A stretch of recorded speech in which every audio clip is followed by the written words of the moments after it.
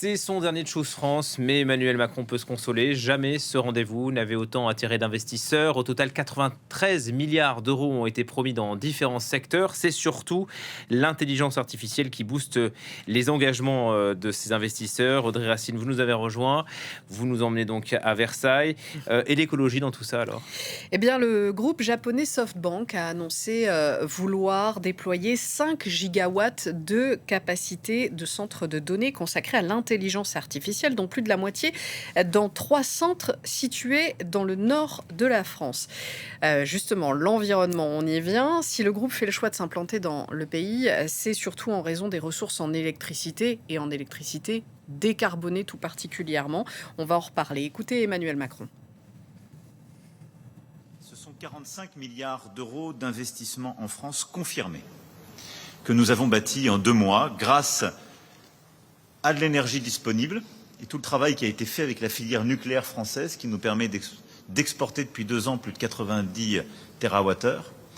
Et grâce aussi à toute la mobilisation, la préparation des sites avec les collectivités territoriales, avec RTE, pour que ces sites soient tout de suite branchés dans les meilleurs délais.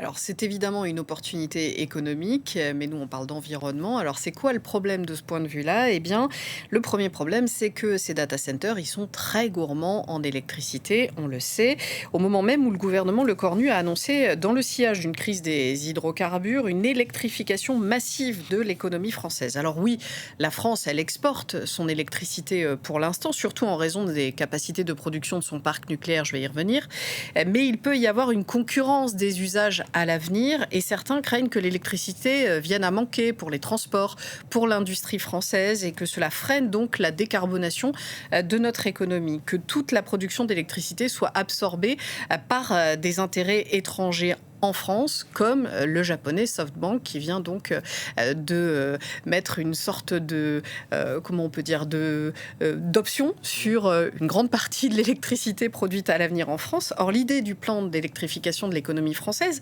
c'était justement de gagner en souveraineté en se libérant de la dépendance aux hydrocarbures du Golfe. C'est ce que nous disait le Premier ministre il y a encore 2 semaines. Écoutez. On n'a pas d'autre choix que d'accélérer l'électrification du pays. Les hydrocarbures, c'est une laisse. C'est une laisse. C'est une laisse étrangleuse. On ne peut pas dire autre chose. L'électrification, l'électricité, c'est notre liberté. Et donc le grand atout de la France, c'est son parc nucléaire. Oui, alors c'est une évidence. Si la France peut accueillir ces technologies énergivores, c'est parce qu'elle a beaucoup de nucléaire. Regardez, plus de 58% de l'électricité nucléaire produite dans l'Union européenne l'est en France et l'Espagne, deuxième plus gros producteur, est très loin derrière avec seulement 8,4%. Et c'est ce qui fait que la France est aussi le premier exportateur d'électricité de l'Union européenne. Le souci, c'est que du coup, les pays voisins de la France, eh bien, ils comptent sur cette électricité, sur ces exportations. Après l'immense blackout d'avril 2025 dans la péninsule ibérique, la Commission européenne avait d'ailleurs annoncé vouloir accélérer les projets d'interconnexion électrique entre la France et l'Espagne pour éviter que ça se reproduise. Regardez le poids du nucléaire sur le mix énergétique français. C'est en jaune. Les 3/4, 74% exactement de toute la production d'énergie primaire en France, c'est du nucléaire. Et la France continue de développer ses capacités avec le programme EPR2 qui prévoit 6 nouveaux réacteurs qui doivent ouvrir entre 2035 et 2037. Existe donc l'idée, il n'y a pas si longtemps, de diminuer la part du nucléaire à 50% de la production française d'électricité parce qu'il faut à la fois réduire très rapidement nos émissions de gaz à effet de serre, et c'est un fait, le nucléaire n'émet pas sur site du CO2. Je précise sur site parce qu'il faut bien miner l'uranium à la base. Et puis, il faut aussi répondre à une demande croissante et croissante très vite en électricité dans le monde.